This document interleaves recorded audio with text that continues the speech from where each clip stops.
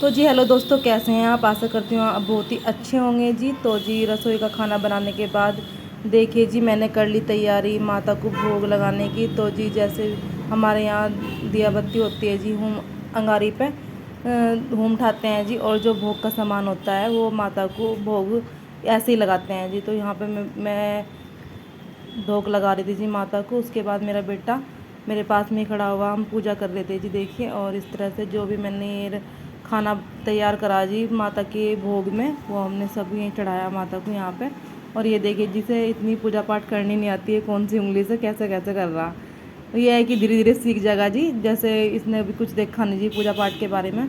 तो जी मैंने सब बोला, मैंने कहा भाई थोड़ा थोड़ा सा सब में से लेके माता को भोग लगाना, तो इसमें डालते रहो आहुति सोच लो या कुछ भी जी।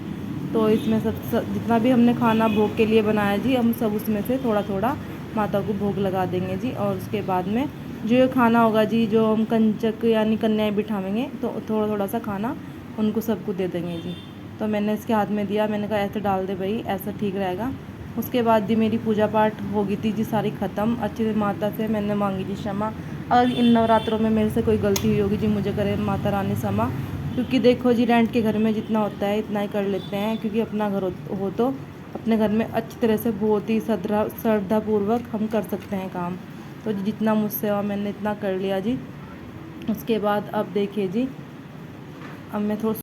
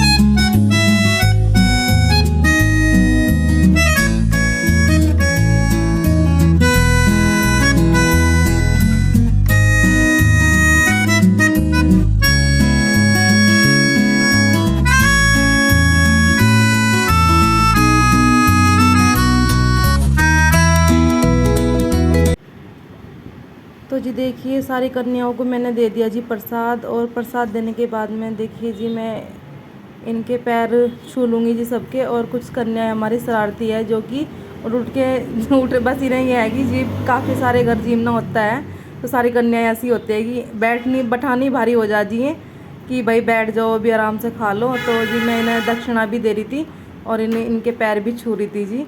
तो जी 2-3 छोटी कन्याएं थी मैं जो उठ के कहती हम आंटी हम चल रहे हैं। मैंने कहा ठीक है भाई चले जाइयो। तो जी बड़ी मुश्किल होता है छोटी कन्याओं को जिमाना, क्योंकि मैं एक बार जो उठ गई ना तो उन्हें बैठाना भारी हो जा। तो जी यहाँ पे देखिए ये लड़की बहुत अच्छी थी, ये वाली पीली टी शर्ट वाली लड़की मुझे बहुत ही प्यारी लग रही जी, और इसके भी मैंने पैर छू लिए। तो इसके बाद देखिए जी इधर भी 2 लड़कियाँ बैठी हैं, लड़की बैठी जी जो बाद में आई थी जी, कन्या बाद में मतलब पूरी हो गई थी जी, फिर भी मैं आई तो मैंने उन्हें भी बैठा दिया। मैंने कहा बेटा आप भी बैठ जाओ। तो जी मैंने उनसे कुछ चेंज कराए पैसे, क्योंकि मेरे से है नहीं थे मेरे पास में। तो एक लड़का भी और आता जी, तो मैंने तीनों बच्चों को अलग मतलब बैठा लिया था जी। मैंने कहा बाबू आप भी बैठ जाओ। तो जी मैंने इनके भी पैर छू लिए और इस बच्चे को भी दे दी दक्षिणा। और ये देखिए जी इधर बैठे जी हमारे राजकुमार जो बहुत खुश हैं मतलब जीवने से सब मिल ले जी पैसे, मतलब इसके सामने जी चीज़ें नई नई हो रही तो उसे बहुत ही अच्छा लग रहा। तो इसने अपनी जेब में डाल लिए जी देखिए पैसे। और ये देखिए सारे बच्चे बस ये सोच रहे जी हैं कि कब बोल लें और कब उठ के चले जी यहाँ से, क्योंकि इन्हें बस एक बार कहना होता है कि बेटा जाओ। मगर यह है कि सब ने संतुष्ट पूर्वक जी संतुष्ट हो गए, सारा सब ने भोजन कर लिया। और ये देखिए बेटी जी ये बच्चे ऐसे हैं कि इन्हें भी कह देना जाओ तो चले जाएंगे। तो जी लास्ट में देखिए जैसे मैंने दिए थे कच्चे चावल, तो कच्चे चावल ये मेरी पल्ले में यानी झोली में छिड़क के गई जी सारी कन्याएं। तो ये होता है कि माता आई और घर पे हमारे, तो ये आशीर्वाद के रूप में जो चावल मेरी झोली में डाल के गई जी।